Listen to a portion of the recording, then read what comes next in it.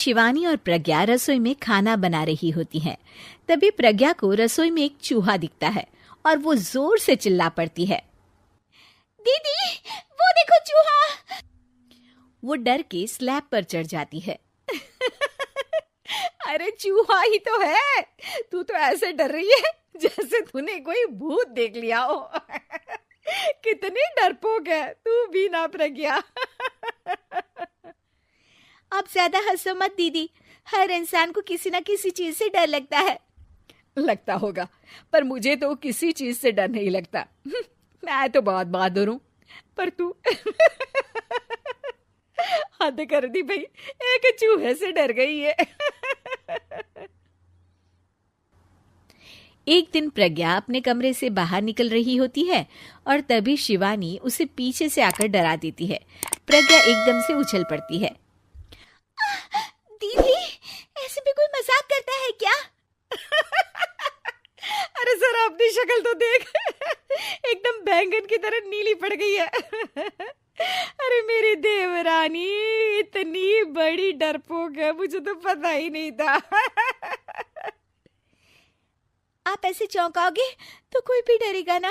अरे नाना, कोई बहाना अब काम नहीं आएगा। आज से ना तुम्हारा नाम है डरपोक प्रज्ञा। शिवानी प्रज्ञा का मजाक उड़ाकर चली जाती है। प्रज्ञा शिवानी की मजाक उड़ाने की आदत से परेशान हो जाती है।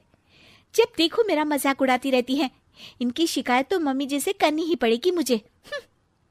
प्रज्ञा अपनी सास के पास जाती है और उन्हें सारी बात बताती है कि किस तरह उसकी जेठानी उसके डर का मजाक उड़ाती है।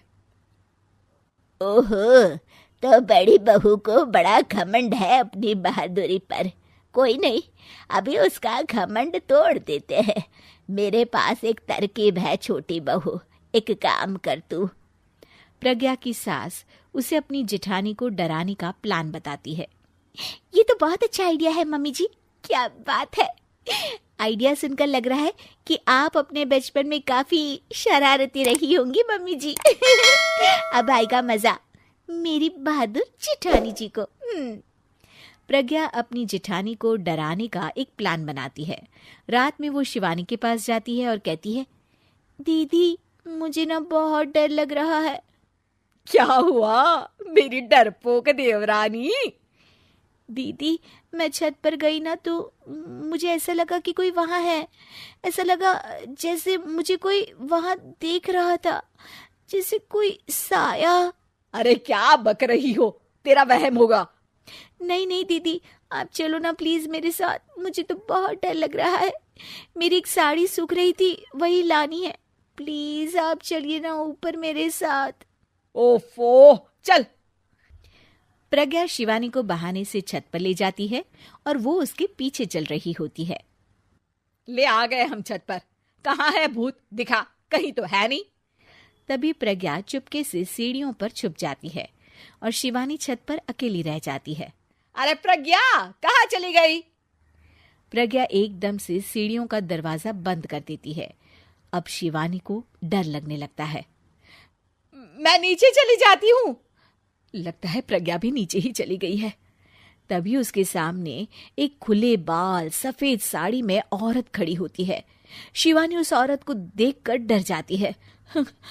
हाल तू जलाल तू आई बला को टाल तू, हाल तू जलाल तू आई बला को टाल तू।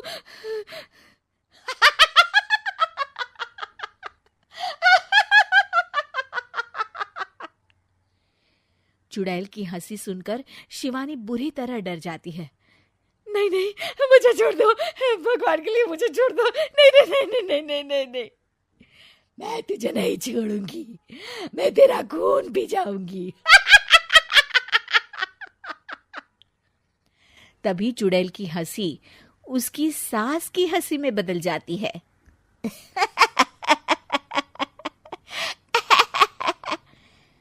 मम्मी जी, ये तो मम्मी जी की आवाज है। शिवानी आंख खोलती है तो सामने उसकी सास चुड़ैल का मेकअप करके खड़ी होती है और प्रज्ञा और उसकी सास जोर जोर से हंस रहे होते हैं।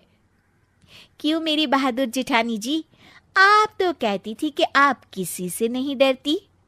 ये तुमने अच्छा नहीं किया प्रज्ञा। और सासू माँ, आप ही इसके साथ मिलकर। और नहीं तो क्या बहू, तुम अब मेरी छोटी बहू का ऐसे मजाक बनाओगी तो मुझे तो चुड़ैल बनना ही पड़ेगा ना। प्रज्ञा और उसकी सास और जोर जोर से हंसने लगते हैं और शिवानी गुस्से में नीचे चली जाती है। काम करता हूँ बहुत बढ़िया, खाता हूँ खाना और रोज गाता हूँ गाना। अरे यार, आज तो बहुत देर हो गई। इस खतरनाक जंगल को देखकर तो मेरे हाथ पैर ठंडे हो गए हैं। अगर मैं वक्त पर गांव नहीं पहुंचा तो मालिक बहुत नाराज हो जाएंगे। तभी हरिया को एक आवाज सुनाई देती है। सुनिए हरु जी। अरे, ये आवाज किसने दी? तभी हरिया को सामने कुछ दूर एक औरत खड़ी दिखाई देती है। अरे भाई, ये औरत अकेली इतनी रात को इस जंगल में क्या कर रही है? चलकर पूछना पड़ेगा। फिर हरिया अपनी बैलगाड़ी उस औरत के सामने लाकर रोक देता है और उससे पूछता है। अरे सुनिए, आप इतनी रात को इस खतरनाक जंगल में अकेली क्या कर रही हैं? तभी वो औरत मीठी आवाज में कहती है। अरे हरु जी, आप आ गए। मैं कब से आपका इंतजार कर रही थी। वैसे तो यहाँ से काफी लोग गुजर चुके हैं, लेकिन मैं खास आपका इंतजार कर रही थी। अच्छा, तुम सच कह रही हो? मुझे तो यकीन नहीं हो रहा है। वो क्या है ना, आज तक किसी ने मुझसे इतने प्यार से बात नहीं की। हाँ हाँ हरु जी, मैं सच कह रही हूँ। अब देर मत करिए और जल्दी से मुझे मेरे घर तक छोड़ दीजिए। हाँ हाँ, कौन सी बड़ी बात है, अभी छोड़ देता हूँ। आप मेरे पीछे बैलगाड़ी में बैठ जाइए और मुझे रास्ता बताते चलिए। फिर वो औरत हरिया की बैलगाड़ी में बैठ जाती है और हरिया बैलगाड़ी हाँकता हुआ आगे चल पड़ता है। फिर उस औरत के बताए हुए रास्ते पर चलते चलते हरिया बैलगाड़ी लेकर एक काली गुफा के आगे आकर रुक जाता है। हरिया उस औरत से पूछता है। देवी जी, आपका घर कहाँ है? यहाँ तो एक गुफा के अलावा और कुछ नहीं है। तभी अचानक वो औरत हवा में उड़ने लगती है। देखते ही देखते उसका सुंदर रूप एक डरावनी चुड़ैल में बदल जाता है और वो जोर जोर से हंसती है। अरे तू तो एक नंबर का बेवकूफ निकला। तू तो बड़ी आसानी से मेरी बातों में आ गया। अरे मर गया रे, ये तो एक चुड़ैल है। हे भगवान बचा ले, ये तो बड़ी डरावनी दिखाई दे रही है। और फिर अगले ही पल हरिया की बैलगाड़ी में रखा सारा सामान हवा में उड़ता हुआ उस काली गुफा के अंदर चला जाता है और वो चुड़ैल भी उस गुफा के अंदर जाकर कहीं गायब हो जाती है। हरिया ये नजारा देख बुरी तरह घबरा और परेशान हो जाता है। अरे, ये चुड़ैल तो मेरा सारा सामान लेकर गुफा में गायब हो गई। अब क्या होगा? अगर मैं गांव खाली हाथ गया तो मालिक मेरी अच्छी खबर लेंगे। मेरी इस बात का कोई यकीन भी नहीं करेगा।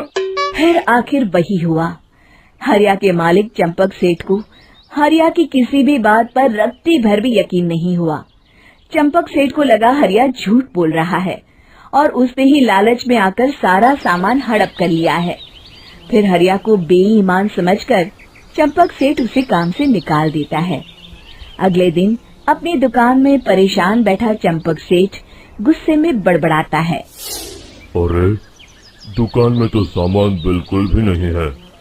अब मुझे ही शहर जाकर सामान लाना होगा। फिर वो अपनी बैलगाड़ी लेकर शहर चला जाता है। शहर से सामान लेकर जब चंपक सेठ वापस गांव लौट रहा होता है, तभी उसे एक आवाज सुनाई देती है। चंपक जी, ओ चंपक जी। अरे, ये तो कोई मेरा नाम लेकर मुझे पुकार रहा है। फिर उस रास्ते में वही औरत खड़ी दिखाई देती है। फिर क्या था, हरिया की तरह चंपक सेठ भी उस औरत के पास अपनी बैलगाड़ी लेकर जाता है और वो भी उसकी चिकनी चुपड़ी बातों के मोह जाल में फंस जाता है। फिर चुड़ैल उसे भी अपनी गुफा तक ले जाती है और उसका सारा सामान लेकर गुफा में गायब हो जाती है। बेचारा चंपक सेठ लाचार होकर खाली हाथ गांव लौट आता है। फिर ये उस जंगल में रोज की बात हो जाती है। जो कोई भी शहर से कुछ लेकर गांव की तरफ लौटता, वो चुड़ैल उसे बेवकूफ बनाकर उसका सारा सामान लेकर गुफा में गायब हो जाती। एक दिन हरिया एक लकड़हारे को उसी जंगल की तरफ जाते हुए देखता है। फिर हरिया उसे रोकते हुए कहता है, अरे भाई, क्यों अपनी मौत को दावत दे रहे हो? मेरी बात मानो, आगे जंगल में मत जाओ, वहाँ एक बड़ी भयानक चुड़ैल रहती है। लकड़हारा हरिया की बातों को नजरअंदाज करते हुए कहता है, अरे भाई, मुझे पहले ही बहुत देर हो चुकी है, मुझे जाने दो भाई। शाम तक लकड़ियाँ काट कर शहर के बाजार में बेचना है। तुम अपनी ये कहानी किसी फुर्सत में बैठे इंसान को सुनाओ, मैं तो चला। इतना कहकर लकड़हारा वहाँ से आगे जंगल की तरफ चला जाता है। फिर अगले दिन गांव के मुखिया के घर के बाहर बहुत सारे लोग जमा हो जाते हैं। तभी हाथ में कुल्हाड़ी लिए खड़ा लकड़हारा कहता है, अरे मुखिया जी, अब आप ही हमें बचाइए उस जंगल वाली चुड़ैल से। हमारा सारा काम तो शहर से ही होता है।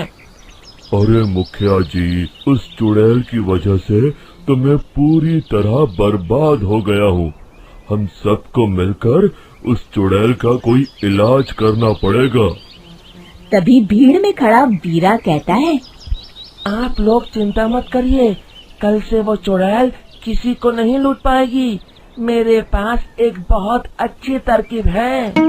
तभी चंपक सेठ उसका मजाक उड़ाते हुए कहता है, अरे तेरा नाम वीरा है तो क्या हुआ? तूने अभी उस चुड़ैल को देखा नहीं है?